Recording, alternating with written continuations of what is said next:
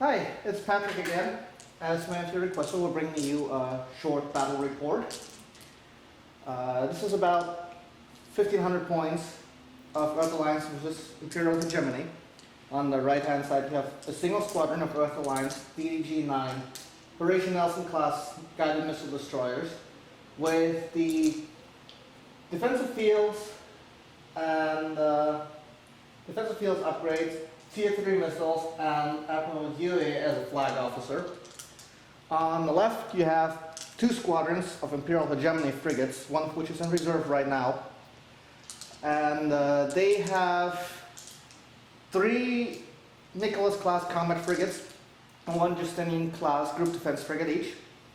The GDF has a strategic defense armaments upgrade, and that's about it. They have Admiral Ramirez as a flag officer. Like I mentioned, one of them is in reserve, so that will come in later.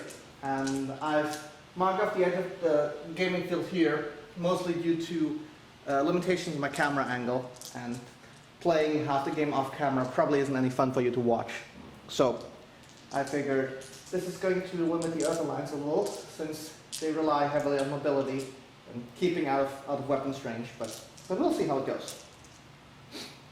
So I'm playing against myself again, since none of my co-authors can be here. This is going to be very interesting, since I'll know what I'm doing, so outwitting myself is not exactly something I'm good at, but we'll see.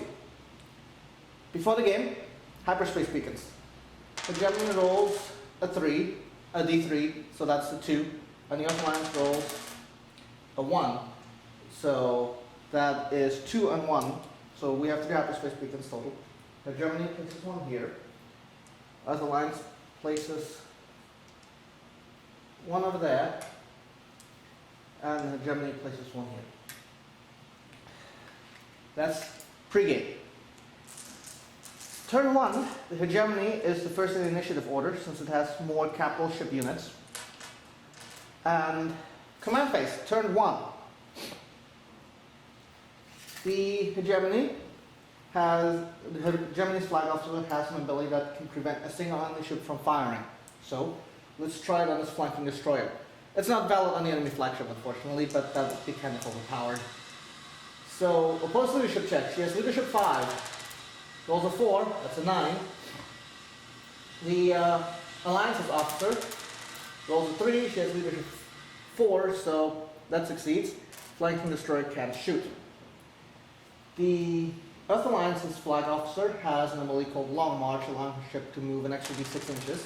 She's a second rate, which means she needs a 3 up to succeed, and she doesn't, with a 1. Command phase, we don't have any inertia to apply. We don't have damage to apply.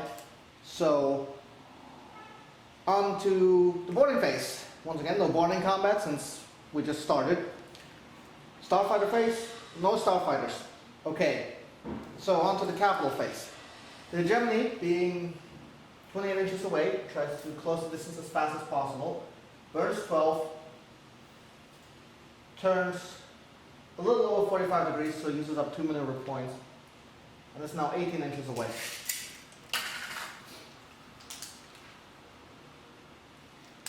That means she'll take a 3 penalty of -3 to hit, but why not? We're going to try shooting anyway.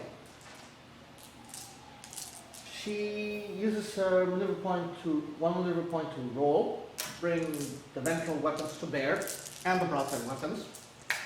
Broadside weapons first, 9 shots, 3 from each frigate.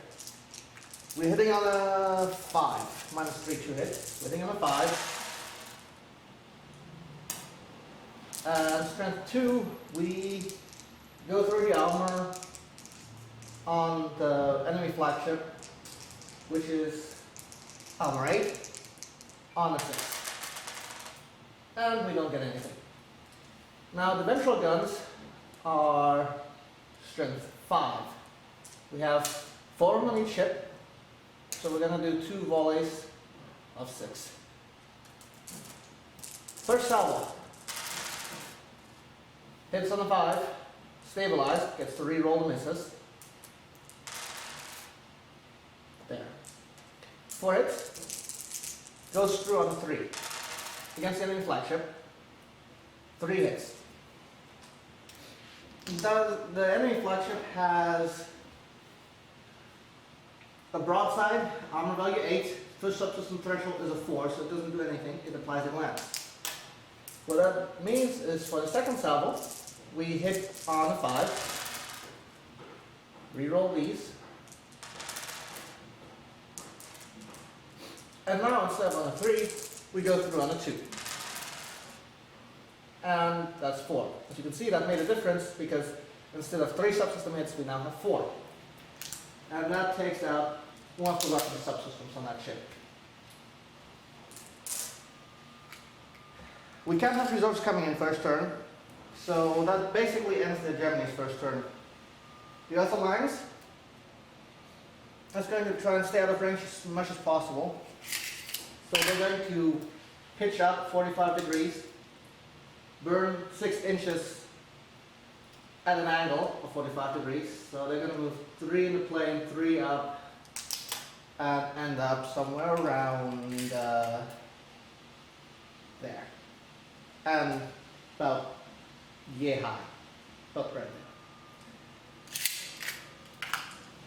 They're going to shoot back. Each Nelson's class guided missile destroyer has 12 missile bays. So we have 24 at our disposal since the flanking destroyer can't fire.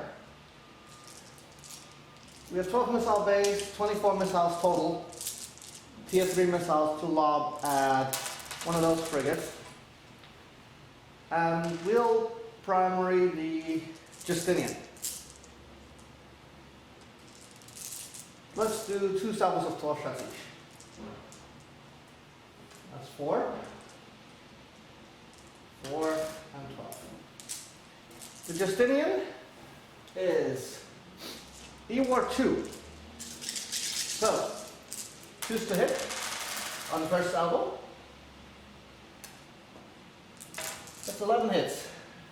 We get to try and shoot them down. The Justinian has 12 air defense cannons by default. It has strategic defense armaments, so it gets an additional 6, 50%. So what we're going to do is we're going to try and shoot them all down. We're going to put 12 shots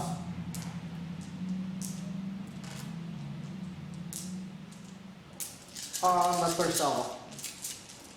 These are tier 3 missiles, they're forced to hit, strength 6. They're maneuver 4. So what that did is take out 7 of the incoming missiles.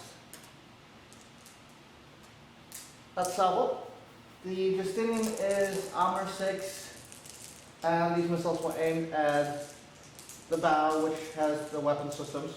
So, which is armor 6, their strength 6, they're auto penetrating. So 4 subsystem hits on the bow takes out sensors. Electronic warfare, my apologies, electronic warfare. Second salvo of missiles.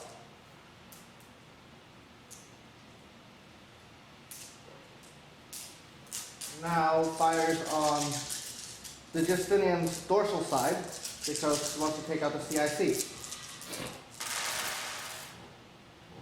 Once again, choose to hit. The Justinian is out of air defense guns, so it's going to have to eat these hits.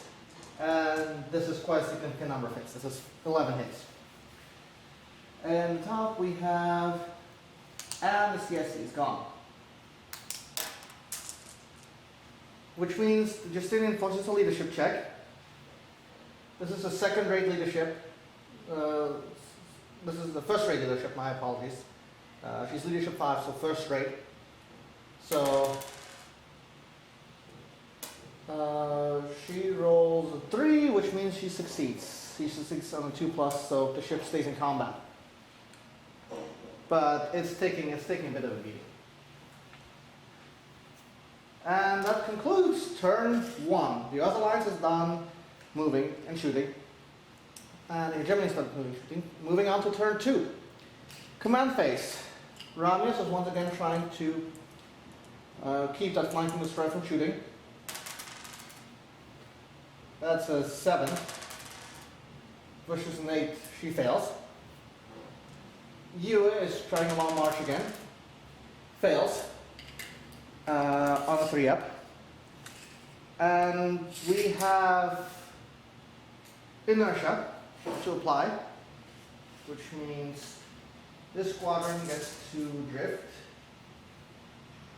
12 inches this way. This squadron gets to drift 3 inches this way and 3 inches back.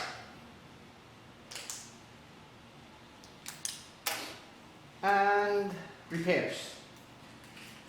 The enemy flagship has 2 engineering sections and is going to try and repair the damage on a 4 up. Fails both of them. The Justinian has 1 engineering section and tries to repair its damaged CIC. Fails. And now we have reinforcements. They come in on a 4 up. And they don't come in. We roll a 2. That was pretty sad. No boarding combat, no starfighters. Damage is now in effect. So what we're going to do is, this squadron is within range. So what they're going to do is, they're going to burn 6 inches.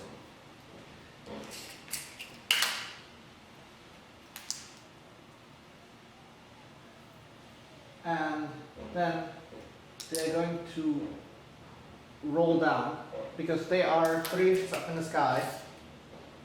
So they're at a 45-degree angle, roughly.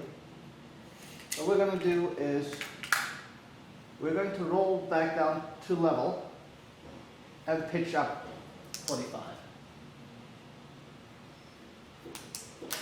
What that means is we can bring our dorsal weapons to bear, which once again, the 12 shots,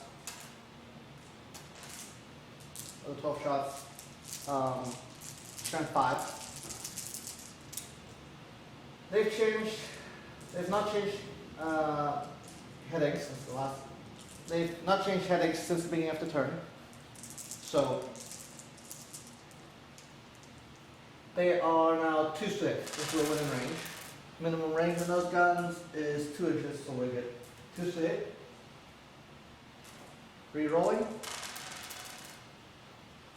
I still fail somehow. Wait. Did I just roll only 5 dice? Doesn't matter. Anyway. I'll do that. Okay. First salvo, 4 hits.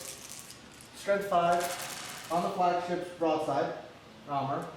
3s to go through, 3 hits. And that's one of the maths. And then 2s to go through now. And we have 5. Which means the other weapon system is out on the flagship.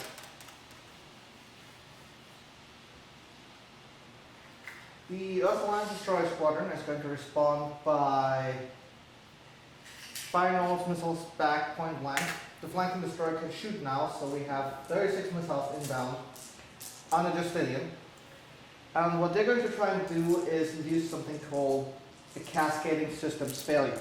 It's basically an overkill salvo that destroys everything in a single subsystem arc and has such an enormous weapons impact that the fails keep cascading through the rest of the ship. What they need for that is to destroy everything in that ship's arc, plus overkill it. So what they're going to do is armor 6, they're going to fire on the broadside since that's the weakest side of the ship. Armor 6, so they need 12 hits.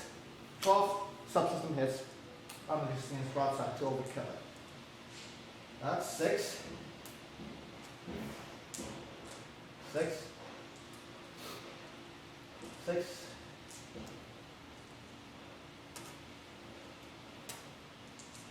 6. 6. We're going to fire all 36 missiles at it.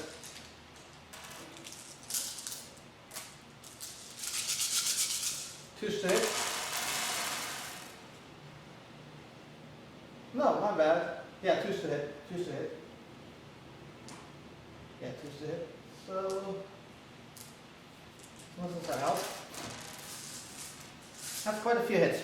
Justinian, in desperation, having already lost her CSE, is going to try and counter with her air defense guns. So she's going to fire everything she has at that one salvo. All 18 shots. Push the hit.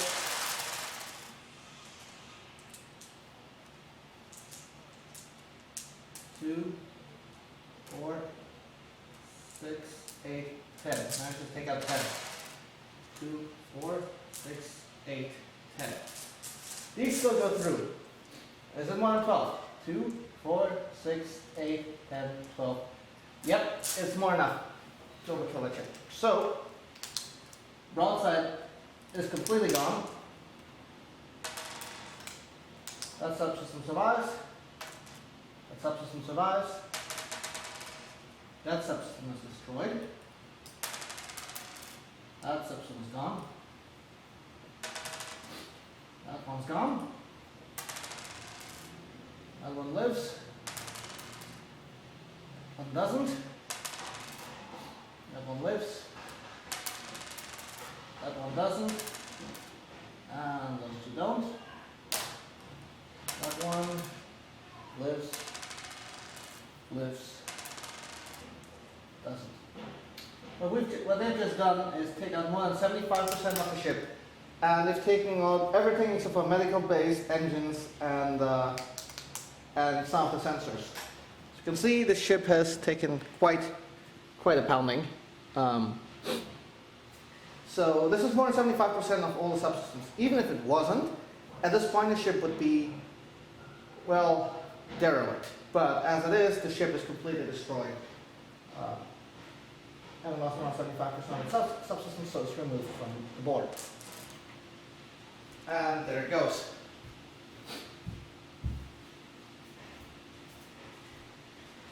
That's only turn 2. There's one frigate gone already. And then the Earth Alliance is going to move. They're going to level out and go another 6 inches this way. They're going to try and run away.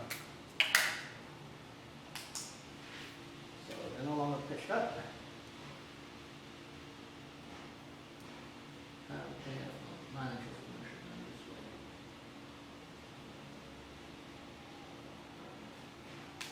Let me get my marker correct. Okay. Okay, that concludes turn 2. Turn 3, command phase. Damage is now applied. The Justinian's removed. Ramos is going to try and keep the flanking destroyer from shooting again with a 5. Counters with a 5, but it's not enough. So that flanking destroyer can't shoot. Long march on a 3-up, makes it. Gets to go another 5 inches. Repairs on the enemy flagship, engineering sections, both make it, so both damaged subsystems are repaired. And reinforcements on a 3-up. Come on! Really? That doesn't help at all. On a 3-up and I roll a 1 and a 2. Come on, that doesn't help at all. Okay, inertia. The ship drifts 9 inches this way, so it's basically right on the edge of the board. And drifts 3 inches up, so it's basically now 9 inches up. This squadron drifts 12 inches this way, and 6 inches this way. There. It wasn't 12 inches though. So No starfighter combat, no boarding combat. And we move on to the capital phase. These frigates are going to fire the full dorsal weapons at the ventral arc of the flagship. They haven't changed headings, so 2's to hit, 6 hits. They go through the armor, and that just failed well, miserably. That's a glance to its ventral armor, which doesn't do me any good. Because it's the only thing I can shoot at it. They going to level out.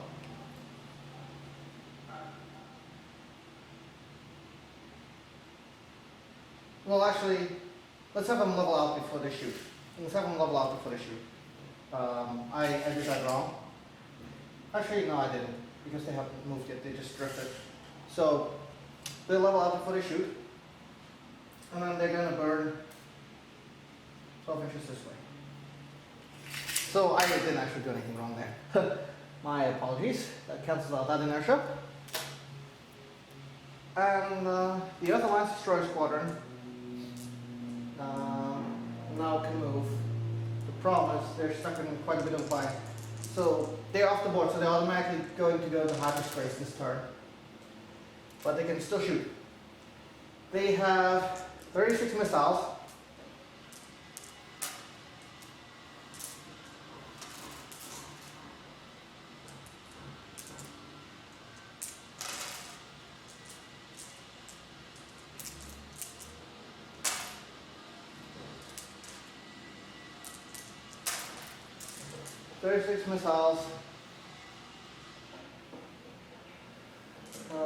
Coming in.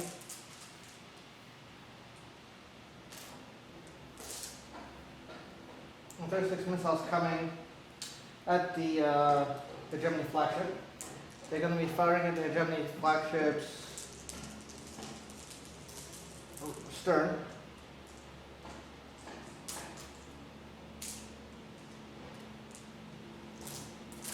So, wait, that's 12. This is 12, 24. Oh yeah, the flanking destroyer can't shoot. So, it's going to try another overkill salvo at the Hegemony flagship's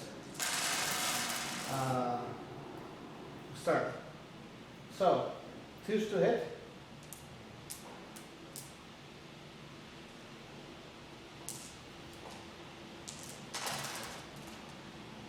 Turn 3, just to remind me. And the Germany flagship frigate has 4 air defense guns left, so one of them shot down. 2, 4, 6, 8, 10, 12, 14, 16, 17. 17 hits. Armor 9, strength 6, reach to penetrate.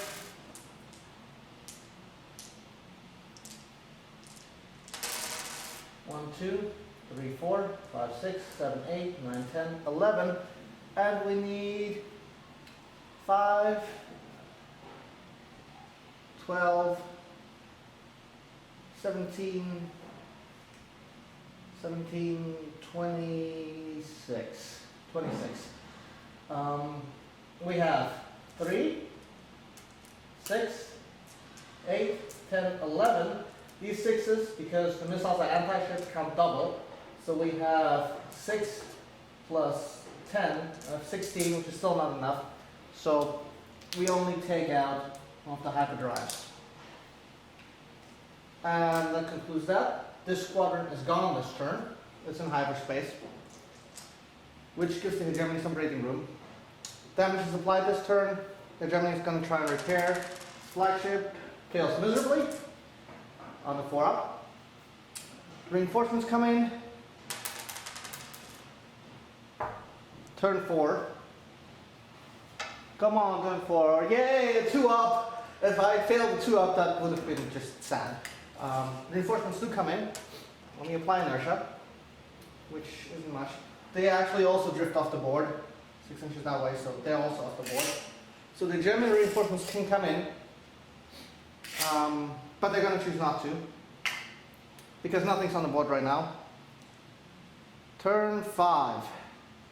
And that was a pretty boring and fast turn. The hegemony has to come in. That squadron has to come in. And they will choose to come in here. The US Alliance will choose to come in here at the original point. And now the other hegemony squadron that actually made a successful reinforcement goal last time may also come in. And they will deploy. This is where playing against myself is a little funky because I know where I'm going to deploy from hyperspace, so it doesn't make much sense. You're going to deploy right here. Now, Ramius has this ability called behind, and it's called hammer and anvil, which means that if you deploy behind enemy lines, your squadron effectively gets to go twice. They get to interrupt and fire the moment they come on the board, and then they get to go again during their own turn. So we have no inertia because everything just deployed back on the board. Then this squadron comes on and it's going to fire its entire broadside because everything comes back in the ecliptic. It's going to fire its entire broadside right into the stern arc of that ship. It's going to roll. It's going to roll up to bring it. Going to roll down to bring its dorsal thing to bear. And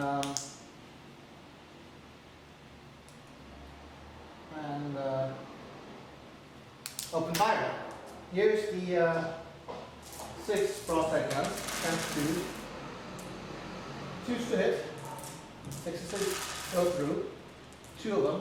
We glance the armor, not that did much, but every little bit helps. Right at the stern. Come on, right. Right, you silly goose. There. And now we go with 2 salvos of 6. Once again.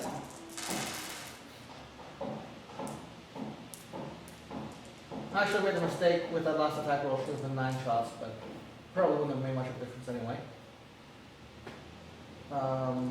2s to hit, and 3s to go through. So we have 2, which is another glance. No, wait, 2s to go through. Wait, I already have a glance. So 2s to go through, so all of them actually go through, which is 6.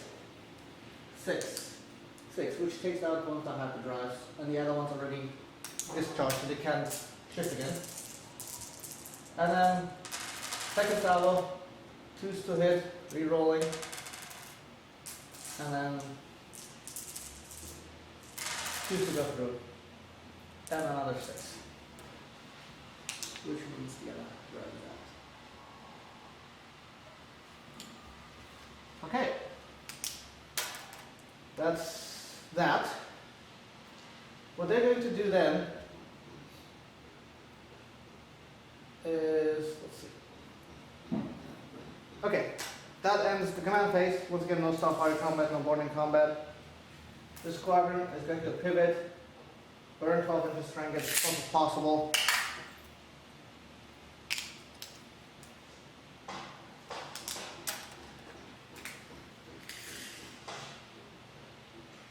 It's going to turn this way,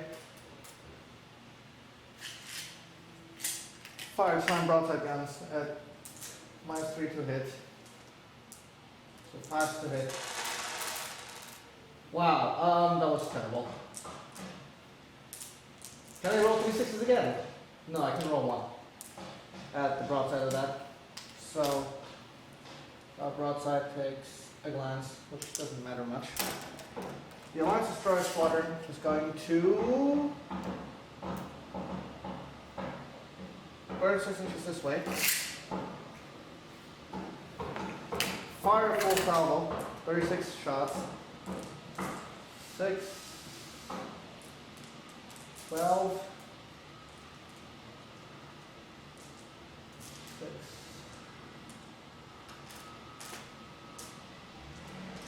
12,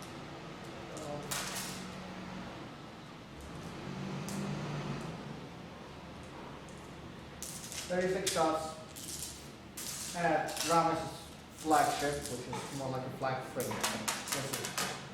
Flagship, open fire, choose to hit.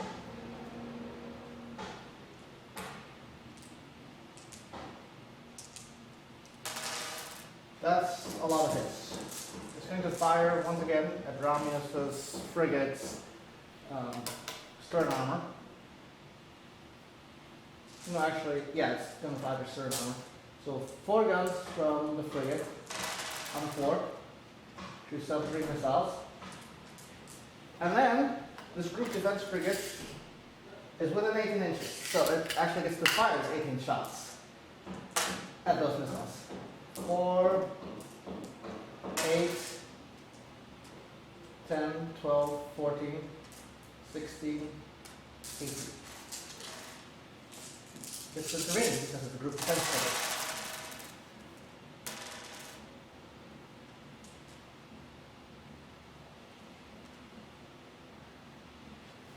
Shoots on number 10. And on these, I have to roll 3s to go through.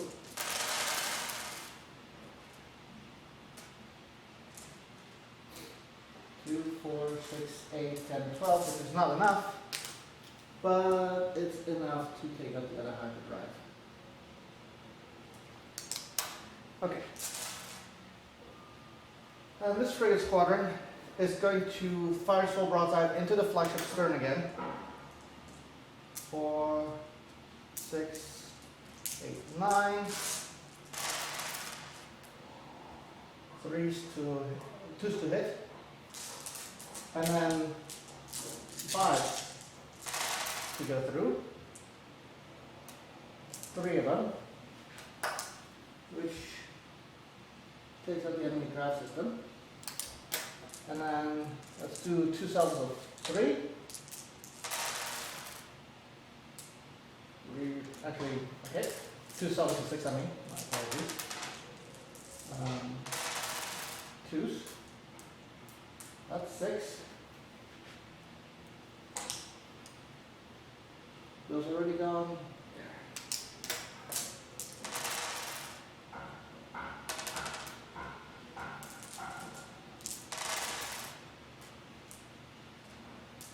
Four.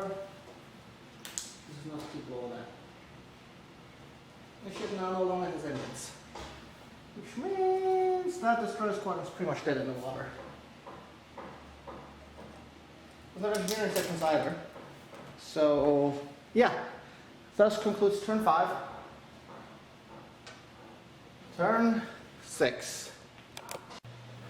Alright, turn 6. Generally, the games last anywhere between 5 to 10 turns. So, if you wanted to end it now, it would be an Earth Alliance victory. As you can tell, we destroyed about 150 points worth of ships on the Hegemony side, while not losing any ships on the Alliance side. It's a little difficult to balance out the game in this scale, because clearly the more firepower you can bring to bear at any one time against small targets like frigates, the faster you'll kill them. And missile destroyers with their impressive missile salvos can do that, whereas the frigates don't have enough sheer firepower to instantly destroy a destroyer. Even the guided missile destroyer won't be able to instantly destroy something like another destroyer.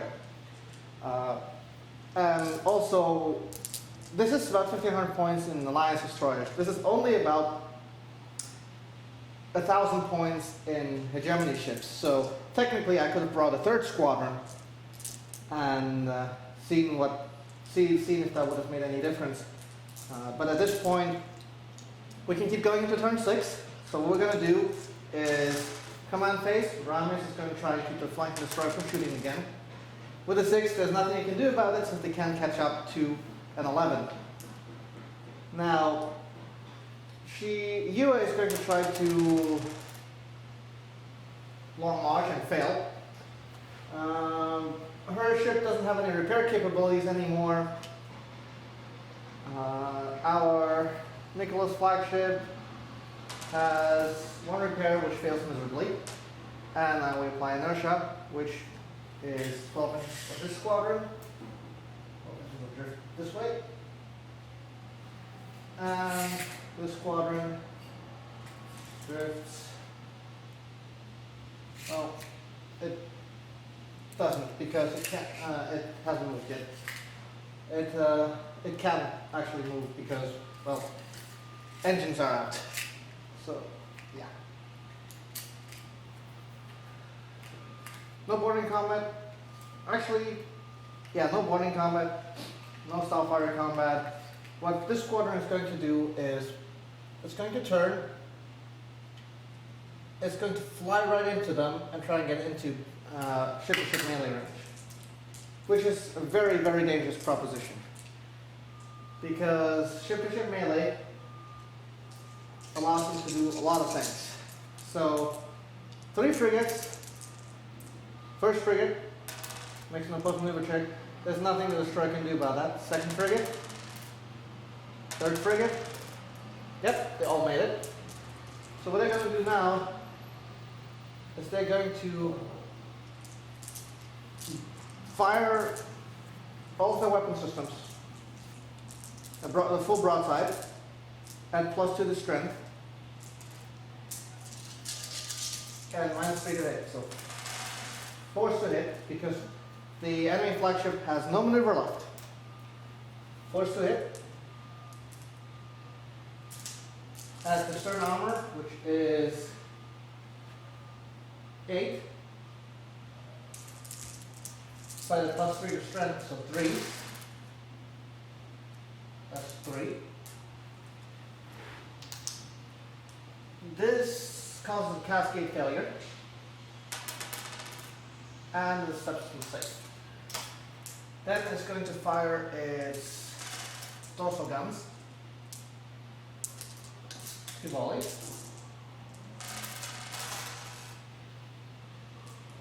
Force to hit.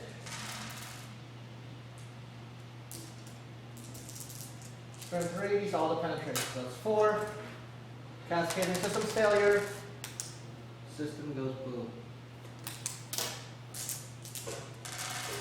Force to hit. Re-rolling. And 4. Cascading systems failure causes another system to go boom.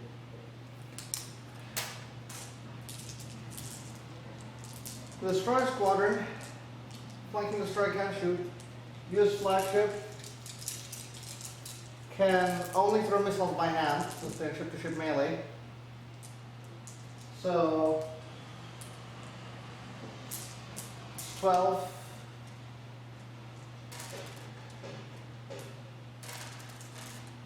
There's 12. Both of them are going to throw missiles by hand out at the enemy flagship. -2 hit, so force to hit.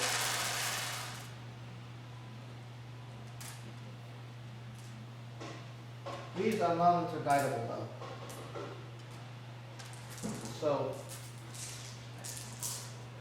6, armor 9 against the broadside. Armor 8, sorry, 2 to go through. That is enough to cause the magazine to blow. Oops, wrong side.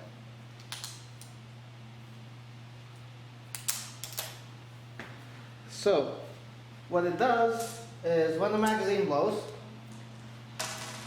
the ship has 2 magazines. So basically, it takes 4 hits at strength 10 in that arc, and it takes 2 hits at strength 6. The strength 6 ones do nothing. The strength 10 ones automatically penetrate and destroy that. Okay, that was their shooting. The other squadron is going to try and shoot its broadside again. It's still rolled. So 2, 3, 6, 9. Let's go to 7 turns. And see if we can pull the ship before 7 turns are out. This is all automatically hit since that ship isn't going anywhere. Strand 3, 5.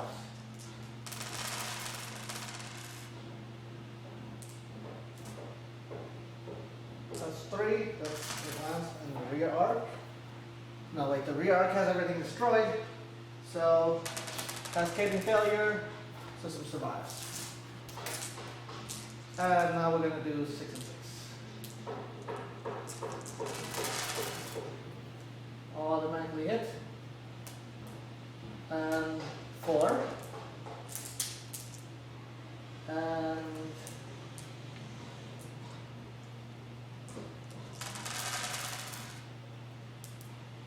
6. 4 and 6. So 2 more subsystems go down. CSC is down.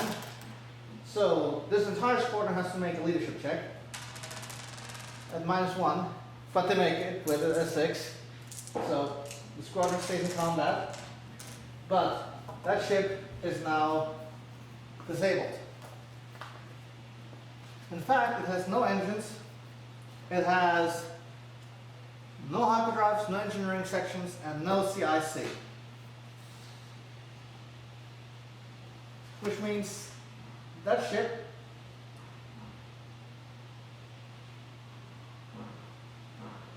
is crippled and is borderline almost derelict. Okay, this concludes turn 6. Turn 7, Rami is going to try and keep the flank destroyer from shooting. 5 versus 4, she makes it. She can't move because because her ship has no engines left. There's no reinforcements. Ramen is going to try to repair. She makes it. Repairs, well, one of her magazines. And that's pretty much the end of the command phase. These ships are still in ship-to-ship combat. So, Ramirez's squadron goes first, going out full blast on 9 guns, the weaker guns, the strength 3 guns, and now strength 6. The other, they hit on 3. Strength 6, stern armor 8, 2. That was part of the first salvo, and then we're going to fire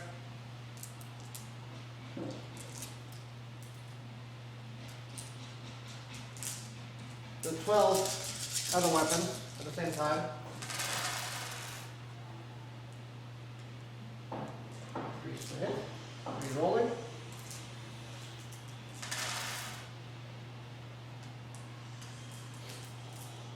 These are now strength 9, these are auto penetrating. These penetrated, so we have 4, 6, 8, 10, 12, 14 subsystem hits. Everything in that arc has already been destroyed, so we have cascading failure. First system, gone. Second system, gone. Third, survives. Fourth, gone. There goes the magazine on the Alliance flagship. Next one, gone.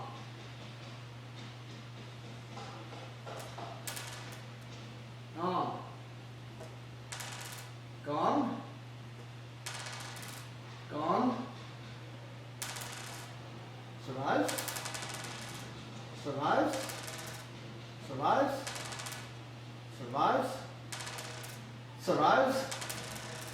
Survives. and gone. That is 75% of all subsystems. So you can see the ship is quite damaged. And this is in fact 75% of subsystems. So this ship is actually now completely destroyed. Enemy flagship destroyed. Removed from play. And yeah, I mean, once all the subsystems in one arc are destroyed, and subsystem is overkill,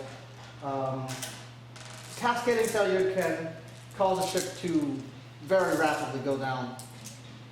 And I mean, once engineering sections are gone, and once you've lost any hope of repairing a ship, you're basically screwed. They have just lost a flagship, so they're making a leadership check at -2 to see if they stay on the board. Base, they are 4th race, so on a 4 up. So now they need 6. And they failed, so they're shifting into hyperspace and will be gone next turn. This squadron could shoot, but they're not going to, because that squadron's retreating. They will count as destroyed. So that is pretty much it. That's GG. It's a very, very narrow hegemony victory. If it hadn't gone past 5 turns, this would have been a clear Earth Alliance victory. But they just dumped so much firepower into trying to kill the hegemony flagship that it just, yeah. So that's it. GG. I hope you enjoyed this brief little 1500 point battle report. And I will see you next time.